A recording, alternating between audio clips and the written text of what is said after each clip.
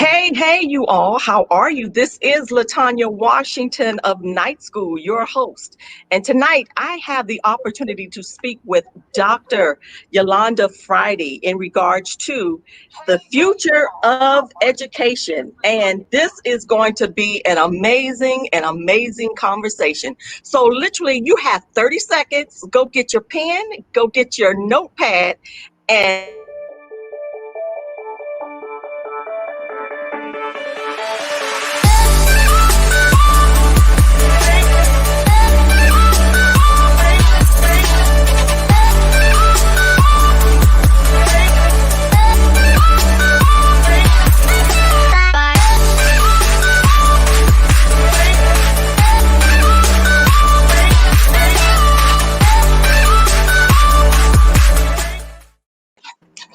Dr. Friday. But first and foremost, let me let you all know who she is.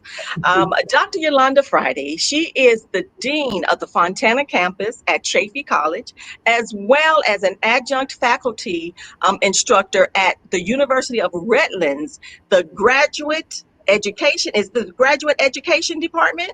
Yes, the Graduate School of Education, yes. Graduate School of Education. And I'm excited, you guys, because I know many of you guys are literally trying to figure out what are we going to do this coming fall season, whether your kids are in elementary school, whether they're in high school, even the college. And we get the chance to speak with her this afternoon. And if you have questions, feel free to place them over in the comments. We'll get a chance to watch them. We'll get a chance to see them and go forward. So, how are you feeling, Dr. Friday? I'm feeling pretty good this afternoon. I'm happy to be here with you all and to share some things that I know and that we've been thinking about, at least in higher education. So I hope I'm able to provide some information that can help the students and the parents out there. So. Yeah, and I already know you will because I've been knowing you for a few years now. Yeah. And I really appreciate you and everything that you do, not only for the school system, but even with the students at large. You are so connected to so many people, and I appreciate you so much. So are you ready to get into this? I am ready. Thank you so much for the invitation, Latanya. And I see Dr. Harris is on with us. So, all right. Sure enough is. Hey, Dr. Harris, good to see you. All right, so let's go with our first question here. I think I'm going to start here. Will schools open up this season, or when will they reopen? I think what we're going to see is sort of a mixture of things. More than likely, you will see schools opening on the elementary school level, and possibly junior high school level. At the 4-year level, at the community college level, at least in California, the University of California, the Cal State, and our community college system, we have all put the word out that fall we're going to be online again. Yes. Online. Online. Now, there is an exception. There are some courses where there is a like a statewide mandated requirement for face-to-face, or there are times when instruction is extremely difficult to do online. Some of our programs like nursing, maybe automotive, some of the other programs, they will have a face-to-face lab component, but they're going to do their best to do some social distancing and perhaps stagger the students when they're coming in. And I hear that's what they're thinking about for like our elementary schools as well. They're thinking about maybe adopting a Monday, Wednesday schedule for students, and then the other days they can do some online work, or something in the reverse. So I believe the plan is to go back. It will be a challenge though, because the students, they wouldn't have seen each other for 6 to 8 months. They'll be so excited. So to keep them distanced is going to be a challenge. And there's also the other thing with all of our school personnel. I mean, are we going to be equipping them, our teachers, our the cafeteria, That's right. personnel? Everybody's going to be needing to use this PPE equipment. So Mhm. that is, that's a challenge. People learning how to use it properly, the expense involved in that. So there's a lot of issues surrounding whether or not we can go back. Yeah, yeah. I know for us at MSJC, we will be online as well. And you just, at this point, you just go with the flow. And it's all about education That's and right. getting the information that we need and looking at it in a positive light. That's the way I start to evaluate. Look at it as a positive light and what can I gain from this? Because in all essence, and this is another question that we'll come to in a minute, Mhm. everything's going global where it's about technology. And Yes. so I look at it now as this opens up the door for us to really, really get into that a little bit more. Yeah. That's how I look at it. That's right. I would agree with you. At the higher ed level, we had been struggling with a lot of our faculty who were hesitant to move into the online arena. Some people like it, some people don't. At the community college level where I am now, the system recently, within the last 3 years, we all converted to a system called Canvas. So they were giving us, okay, so you're familiar with Canvas. So they were giving us the access, the tools, but faculty were still like, well, I'm not really going to do it. Well, COVID-19 really forced us to do it. Do it. And if you were not able to adapt, if you weren't able to get trained and get your class up online like that, then you may be out of a job. I hate to put it that way, but the world moves and we have to be able to move with it. I had to get my fan out on that right there. Yeah. Because, yeah, and that is so true. If you don't adapt, you could be out of a job. That's And right. so, and sometimes I think it's hard for people to adapt. Yeah. We're stuck. What was that one book? I think it was called "Where's the Cheese," which is Oh, a who great moved my book for people to cheese? read. Yeah, who moved my cheese? Yeah. Who moved my cheese? That's a great book, and I Yeah. think right now in this day and time, that's a great book to read. Yes, it is. It's about change. You're right, and adapting to change, and some of the things that we really saw that was a challenge for a lot of our students is the access issue. Because imagine being thrown into this environment. You may have one computer at home. Who knows if it's the most updated version of your stuff? The other thing is you've got students who maybe aren't as, little kids who they're computer savvy, but they're used to using, these things, maybe not necessarily, a laptop or desktop computer.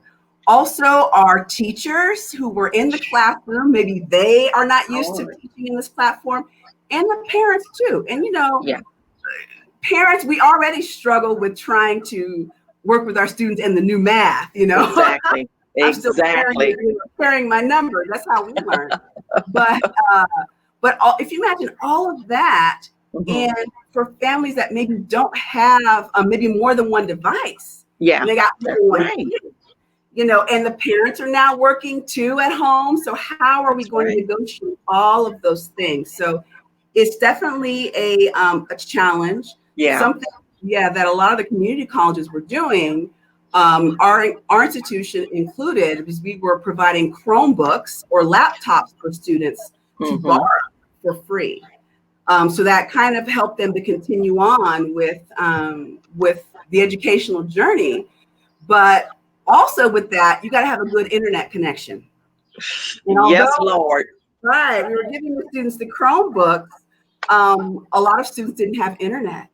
And with Starbucks and the Coffee Bean, all these other places closed, what are you going to do? Wow. So it's a multi-dimensional challenge.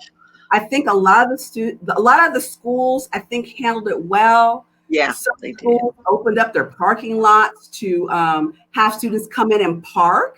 Hmm. Of course, they, very careful about distancing them, but at least they can be in their cars or sitting next to their cars using Yeah. this equipment so they can get internet, So it's deep. It's This really, is really deep. deep. Yes, and a lot in our communities, a lot of people still do not have access. That's true. Yes, and it's not unheard of for someone of our age or younger to have not used a computer, and the Wow. smartphone is not enough to be able to teach someone how to use this. I don't think it's enough. Here we go, because now it's time to adapt. I mean, seriously. Okay, so let me get into these questions. See, here we go. Here we go. And I Okay. think Dr. Harris, did she put a question up too? Okay, but let me get into this question as well, because we have questions. Oh, Um, wow. so now, here we go. Now, my first question to you is: the job market is changing rapidly. And Mhm. we are seeing a rise in both digital technology and globalization. What challenges would you say, if any, does the future of education face regarding this? And are we prepared, or are we preparing for student success? I would say that we are in the midst of preparing for student success, but we are behind the eight ball Okay. compared to a lot of other countries out there.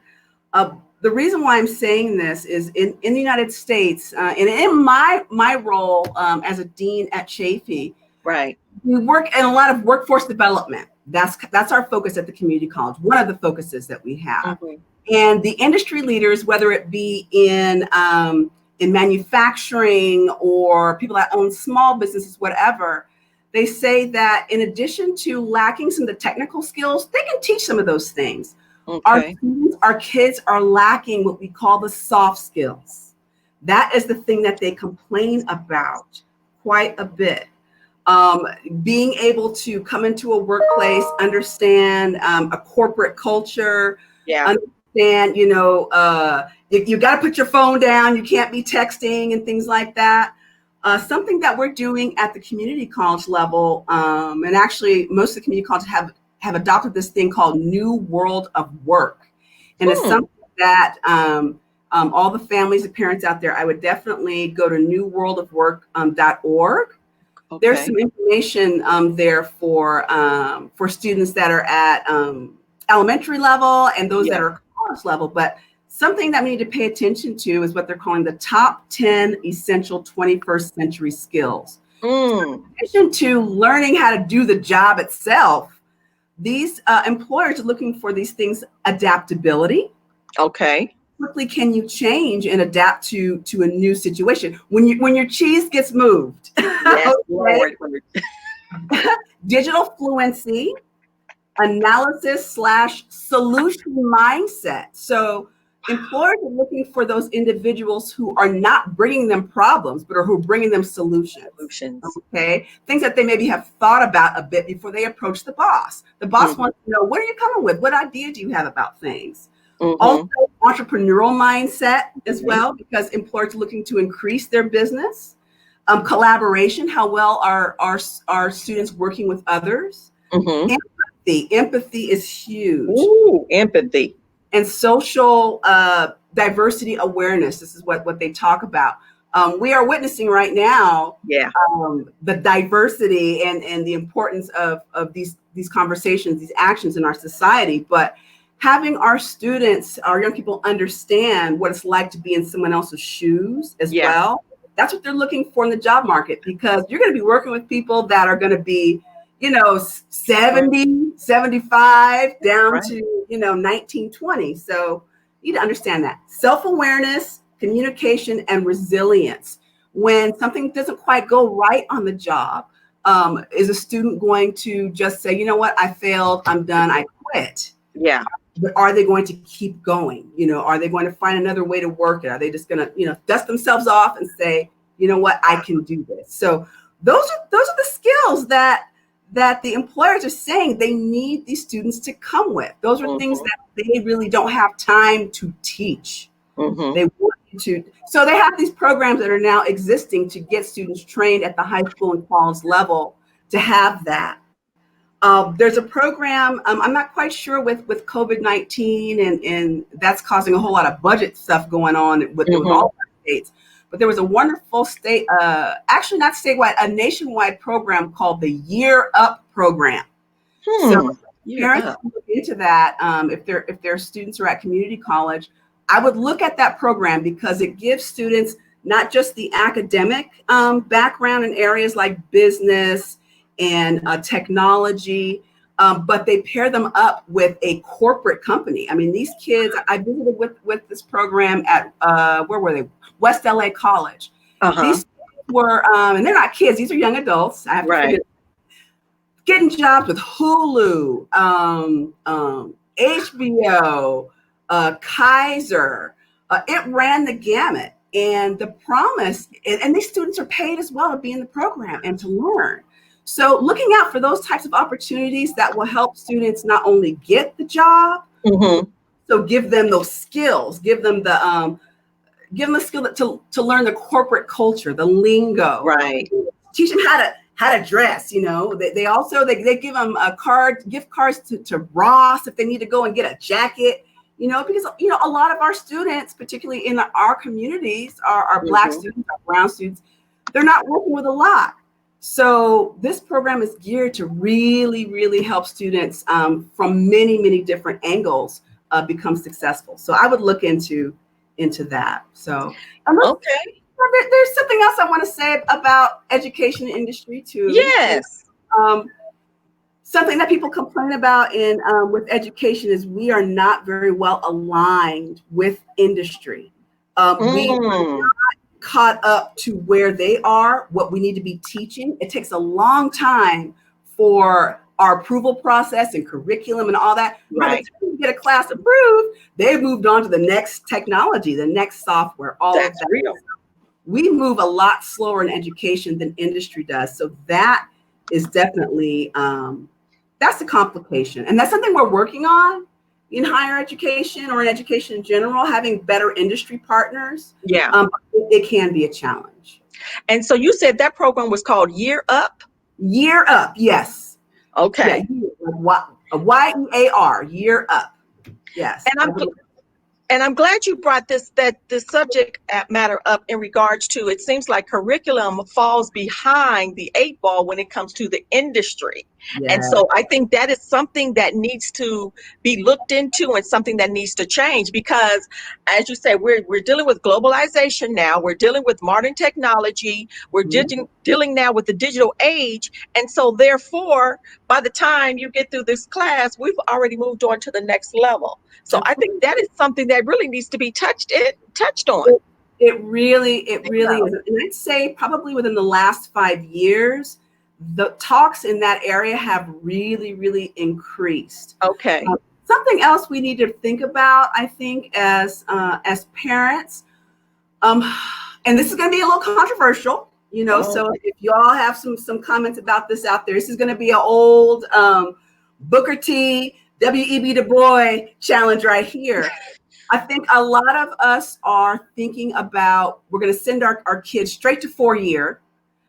Community college is really not a way to go. My kids going to college are going to do this, they're going to do that, without really thinking about the cost, the future cost of the education.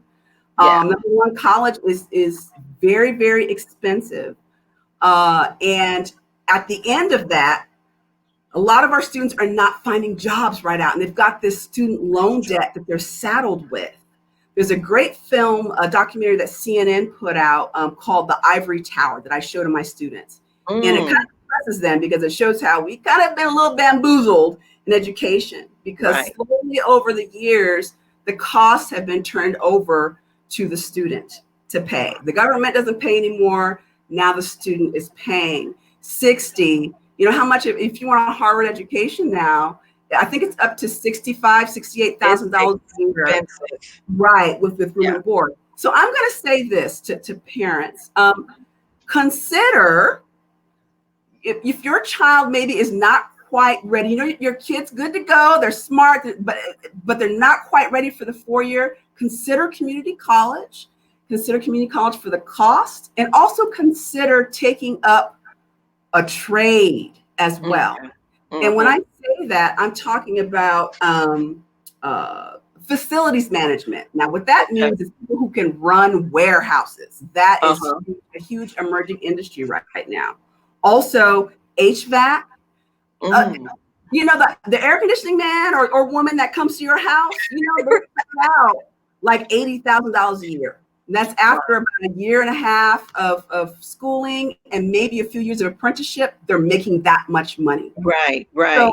think if you're thinking in terms of economic and social mobility for your family, that's a conversation we need to start having in our Yeah, communities. It's like, my kid can go in and get this plumbing, get this electrical, combined with the entrepreneurship and own their own business. And yeah.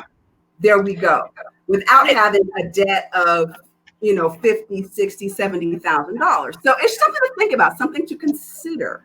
It's something to consider because I know a lot of people that are still in debt and they've been out of school for like 10 years. Okay.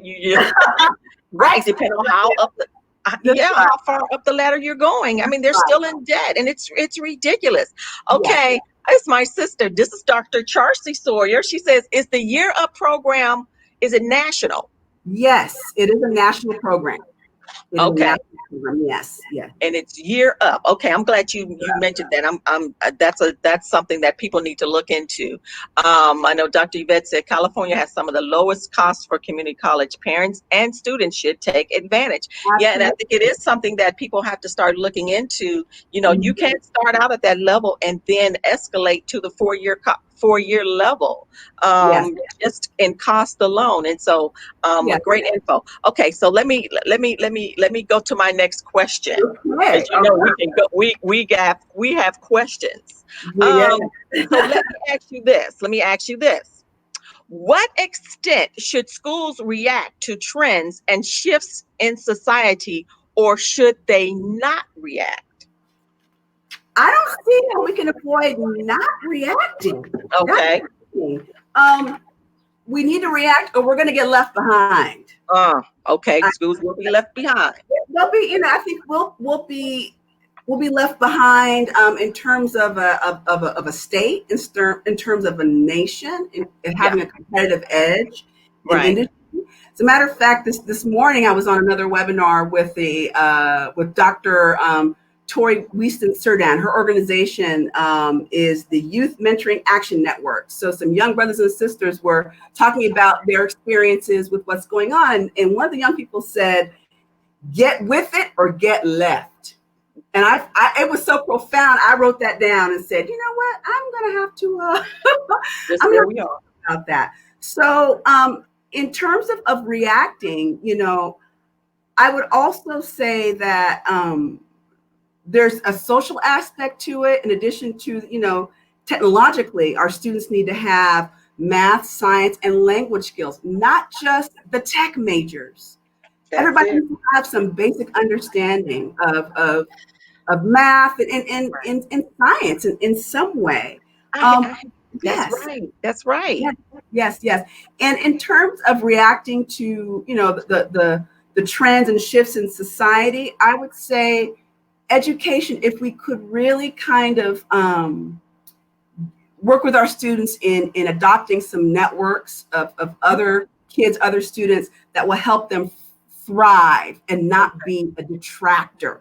A lot of our students are kind of, because of social media, because of what's going on, suffering from lower self-esteem, Right. you know. And I see Felicia Duras talking about power and volunteering. That's something I was going to say too. Getting the students engaged in the community is Yeah. important, and also providing spaces for young people to be able to learn, grow, and express themselves too. That's going to be important in this new coming age. Uh, Mm. yeah, so you've got the millennials, okay, Right. but we're now in a new generation. We have Generation Z going on right now. We have Generation Z. Z, right, exactly. And their needs are different than Yeah. millennials. It's quite interesting when you start looking into it. But we need to give these students spaces to be able to be themselves and to thrive in Yeah. this environment. Right. So basically give them the space. And so for you guys who are, your students, your teachers, your parents, just like Dr. Friday said, volunteering is a place that we need to start looking into because, like you said, it opens up the network. And a lot of times people just have their hands out for, give me that paycheck. But we have to start looking into volunteering because, too, you don't know what door that's going to open up. Absolutely. Absolutely. I mean, some of the best connections I've made with people over the course of the last, this is my 24th year working in higher education. Hmm. But it's just been going on Saturday and talking to young people or helping out another a colleague with a project after hours or somewhere Right. in the community, you may meet someone and say, you know what, my son is struggling with something. Da, da, da. Right. I may have a tip or information that can help them out. And that's just because I was just there helping out on a Saturday. So we need Exactly. to be in better contact with each other as a community. We're really missing that. We really are. And And those are areas. mental Yeah. health in our communities is really, really important for us to talk about. We got to start having those conversations as people, Yeah. as brown people, Black people, everybody. We need to talk about mental health and the Yeah. importance, particularly during this time as well. Yeah. Yeah, because even our kids, even we look at ourselves as adults dealing with it, but the young people are dealing with it too, and they're just adjusting or going through it a different way, and we're not paying attention to it. And so, as you were saying too, paying attention to the different cultures that are out there. It's just not about black. It's not about white. It's not about red. It's not about brown. It's about age groups. Yes. It's about social economic areas. And so it's a lot. And I think too, for us, like I said, you're looking at it now from a positive aspect of it all. What can I learn from this? And how can I improve me to help other people along the way and not just other people, but to help myself as a human being. Absolutely. And consider volunteer opportunities in communities that are very different from your own as well. True. That is something that just came to me, is kind of helping students expand their worldview. So we're Yeah. talking about globalization because the Right. world is huge, but it's getting smaller It's because getting we're able to connect with one another much quickly through technology. But That's if true. if families have it in their power, I know travel can be expensive, and travel right now, nobody's really traveling, but that's something I think that can help to open up horizons and becoming familiar also with other types of economies. What's going on in China? I remember, 1990 when I was in college, I remember a friend I went to school with, Orlando Crosby from DC. And everyone else was learning Spanish, French, all this. And Orlando was like, I'm going to learn Chinese. We're like, Wow. Chinese? He says, don't you know that China is, growing in pop? This is 1990. Wow. It's like, he had a crystal ball. It's like, I really, wish that we could get our families to kind of start thinking globally and about learning all different types of languages and appreciating other cultures as well. Yeah. That can really help a student professionally, I believe. Okay, that's where we are now. So start let go of fear and start connecting with other cultures and different nationalities. It's just the way we are. I'm becoming more and more fascinated with Africa myself. I got the chance to go a couple of years, but now I'm becoming more and more fascinated with it because it's just huge. It is huge. And for a time in my early 20s, I don't even think we talked about this. I lived in Zimbabwe for a few years. Wow. So yes, I had an opportunity to study in Zimbabwe, and I went back shortly after I graduated. But just an understanding of how large Africa is and the different cultures that exist within Africa. Sub-Saharan, you have your North African, you got your East African situation with Eritrea and Ethiopia and Egypt. I mean, all of that is just fascinating. And as we, as technology and science evolves, a lot of us are learning about where we're coming from as well, pinpointing it down to villages and whatnot. If you do the 23andMe and all of that, it's very interesting to see where your roots are. The history. The history. It's so pivotal. That experience I had in Africa was life-changing for me in terms of the way that, I felt about myself. Exactly. A lot of us feel that way, Yeah, that's how I felt when I went, and when I came back, it was a major experience.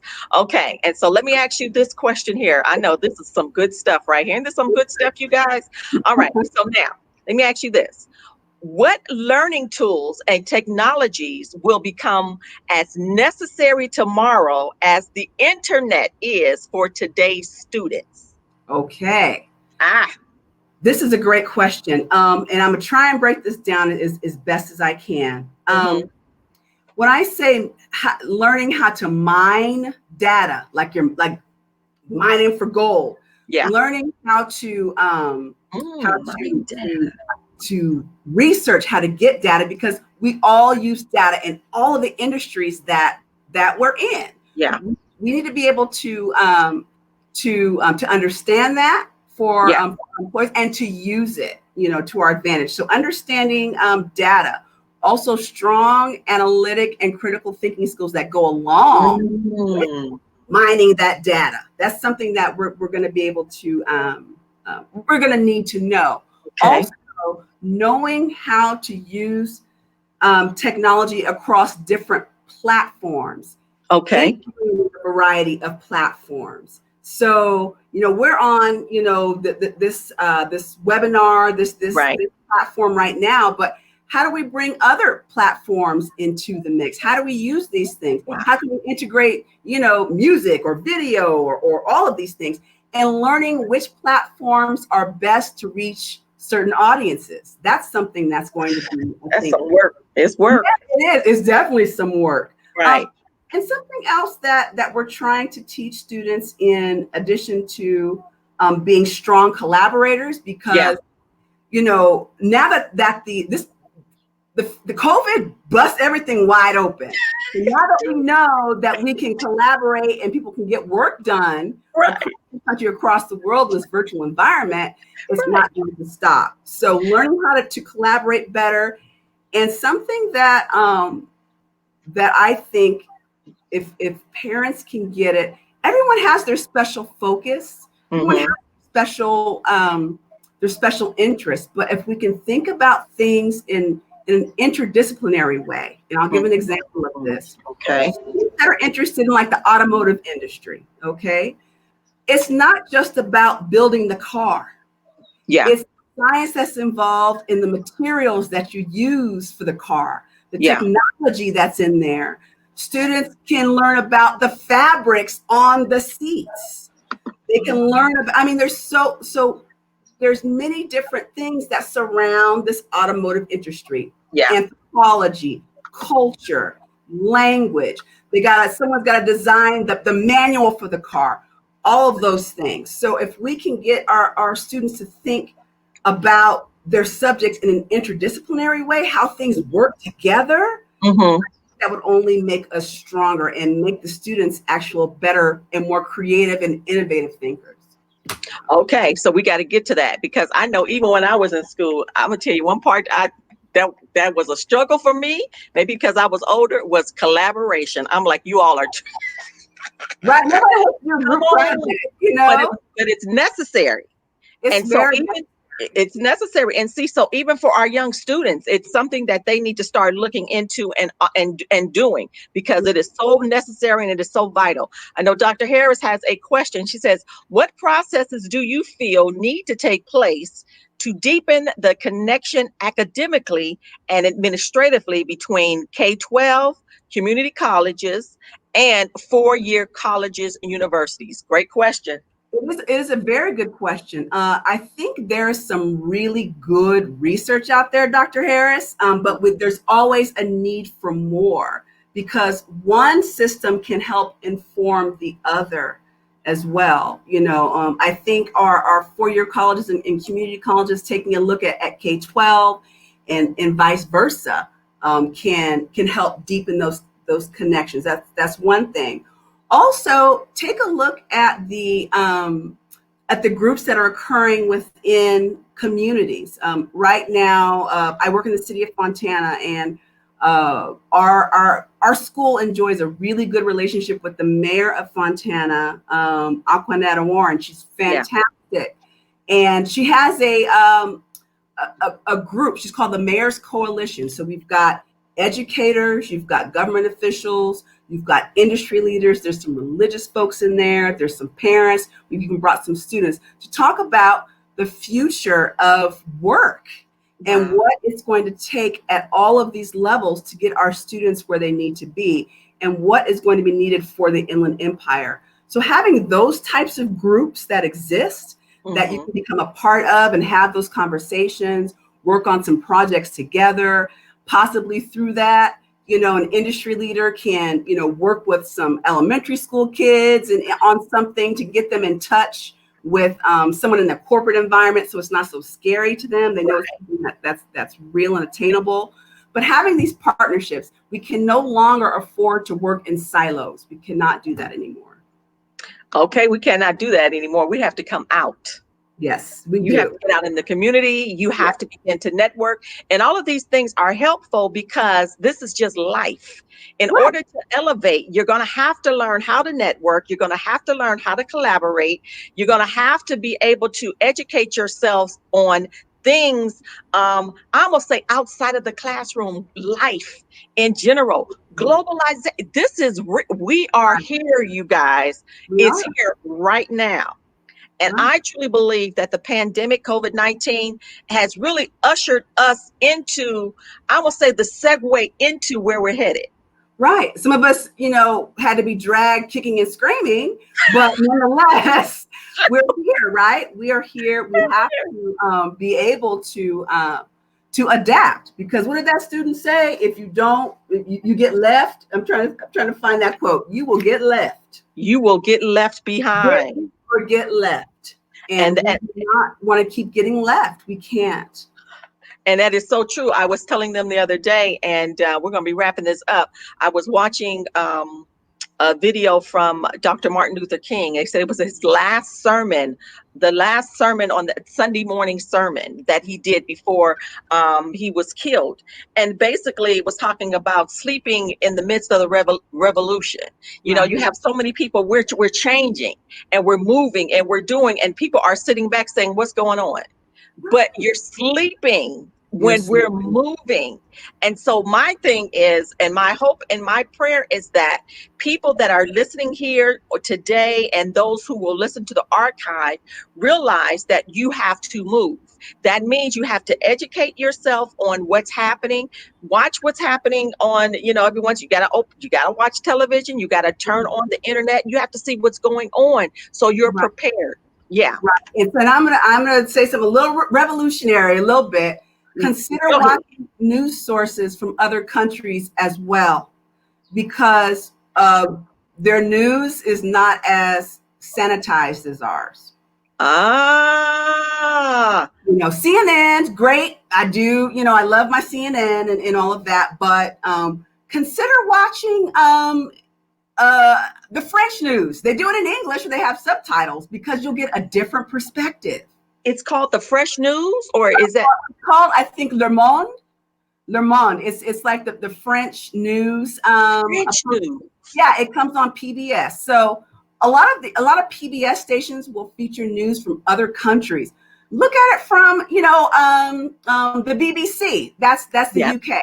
I love I'm very good with the BBC. So they will show things that we don't see. Things that are happening across the world that unfortunately people don't think is important to America, but it is. It's important for us to know this information. So consider, in addition to American news, consider listening to what's going on across the world as well.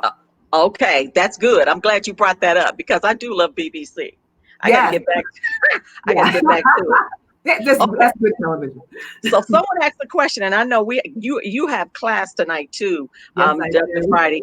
But someone asked the question, McKenna asked the question, what resources do you suggest for parents with school-age children about how to adjust to distance learning? Okay. What would you suggest? I would say, for the most part, practicing is good. And I think as time goes on, I think instruction will get better. because Okay. right now teachers are teaching the way they were taught. I mean, in the way that they were in the classroom. But a Hmm. lot of those methods to translate them to an online environment Okay. is challenging. So I think it's going to get better. I would suggest, I know probably your son or your daughter does not want on a weekend to do this, but maybe spend an hour. If you do have more than one, computer, you guys can chat back and forth and Okay. practice. Your child can maybe learn how to put documents drawings that they're doing, or their lessons. They can show you how to do it, and you can model how to do it back and forth in the same house. It works the same if you're in the same house as if the other person is in London or wherever. That's So. true. Yes, so I would say practice. And I'm not quite sure how many of our parents have gotten hip to some of the online stuff like, oh gosh, the Khan Academy. Okay. CON. Oh, Khan. I've This heard of them. gentleman started about 10, maybe 12 years ago, Yeah. putting videos online that would help with instruction in a variety of things. I think I even went to look at Khan when it was time for me to do my statistics for graduate school. He had some stuff Mm, on there. So, start looking around. I would also I would ask the teacher as well. The teacher may know of some different resources and things that you can try, but you got to invest the time. That's the thing. If you want your students, your children to do better, yeah. it's not just on the teachers. It is on the parents. It's on the parental figures to be able to do this. Khan Academy. And that is That's right. Khan Academy. I think I have heard of that one before. And it is Yes. so true. We can no longer just depend on the teacher. The parents No. now have to step up, and technology has made it very, very easy for us now. We can literally Google anything. That's And right. so, and it's just causing us to up level. And that's what it's causing us to move higher. That's And we right. should want to move higher. That's right. And that's just it. And so that's a good place to be. I think Dr. Harris had another question up top, and then I want you to I think she had another question. I know I saw it. Okay, let's see. Here it is. I think was it a question? Oh, yes. Yes. Yes. Yes. Okay, so she says, Dr. Harris says, my whole struggle for the education system in California is why? Was there not something in place already when it came to disaster preparedness, as California is the earthquake capital of the country? You are right. And I just got this earthquake app. Have you guys heard about that new earthquake app? The Mm-mm. last earthquake we had 2 weeks ago, we got a warning about 50 seconds before the earthquake happened. So that was a little scary, but in any case, I think the state of California struggles in a lot of ways Okay. because people are fighting over money and resources, I Mm, think. So when it comes down to what is important to put first in the state and the budget, mhm. perhaps maybe people are thinking about classroom resources Yeah, and feeding the kids and things like that. They're investing the budgets in that and less because that is an immediate need. yeah. And the earthquake is something it could happen, but it's going to happen in It's California. coming. You're right, Dr. Harris. It is going to happen. But I It's think inevitable. community priorities, I Yeah, think when you're faced with kids that don't have yeah. and need, you've got to be able to provide for that first, and then the other things. But you're right, we are not prepared. And another thing is, as parents, we really need to think about how we are prepared ourselves at home. Yeah. I have to admit, I'm not as well prepared as I should be. I should be having my little kit in the back of the car, in the I have garage. no kit. I do have extra water and some matches, and a radio that's got a crank to it, so and some canned food, but that's not it. But we really do need to think about. I watched too much of that Walking Dead series. That's where that comes from. Right, right. But I mean, And it's true. you're right. We do need to be thinking about these things. Dr. Harris is right, but I think it's about competing priorities. Right. Yeah, because you have kids now, they're trying to figure out, I'm hungry, I need to I'm eat, hungry, right? all And of those things. all of those things, all of Hmm. those things. So that comes first sometimes. This has been some good stuff. Okay, so let's Yeah. wrap this up. Let's wrap this up. Now, I give us your final word, Dr. Friday, in regards to the future of education and basically how can students succeed?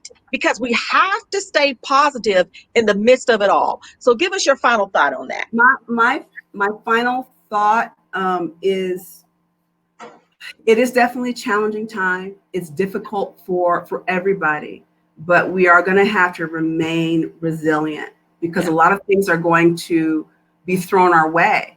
Yeah. And unfortunately, I don't think we are seeing the end of this COVID-19 crisis. And who knows? We could be facing another, it could be COVID, 20, 21 coming as well. So, I don't want to incite fear, but Yeah. I think the more that we are able to adapt and be resilient and build that into our natures a bit more, not be afraid of change. Yeah. I think that will help to benefit us. Yeah, that's good. And I'm so excited. This was an amazing conversation. So at the end of the day, we have to maintain resiliency and be willing to adapt. Be If willing. they want to grab that book, what was it? Where's the cheese? Who Oh, lost it? who moved my cheese? Yeah. Who moved my cheese? Who Yeah. moved my cheese? Who moved And it my is, cheese? That's a good and one. it is, Yeah, it's that one was corporate. Everybody we were forced to read that book. But it is a wonderful book, and it breaks it down in ways that we can all understand how important it is to be able to be flexible and to yeah. change. And so let me leave everyone with this encouraging word. Change is okay. It's a necessity. Yes. It's going to help us elevate ourselves. It's going to help us learn things that we may have never thought of learning before. And it's going to open us up to a brand new world. Remember the song, A Whole New World? I'll sing a song. And Regina. See what I'm saying? There it is. It's going to open us up to a whole new world that we may have never, ever thought about. And as you said, Dr. Friday, get out and network and volunteer. Take your young people out to different areas where you may have never thought of going into before. Connect with Asian people. Connect with, now they don't call them Hispanic, they say the Latin X. They're Not called yet. Latin X That's right. now. That's right. And so begin to connect with people that do not look like you. That's And right. it's going to help us elevate. And that's part of collaboration because we don't know what we don't know. And you never know who you're going to connect with who will help you along your future, That's into right. your future. And that's it. So thank you so much, Dr. Friday, for being with us this afternoon in night school. Thank you to all of you guys who were here and gave your comments and asked your questions. We appreciate you all so, so very much. And know this, we appreciate you. We respect you. We are excited about the things that are coming your way and all the amazing things that your hands are already created to do and that you will do in the future. Have an amazing rest of your day, you guys. Until next week, this is Night School.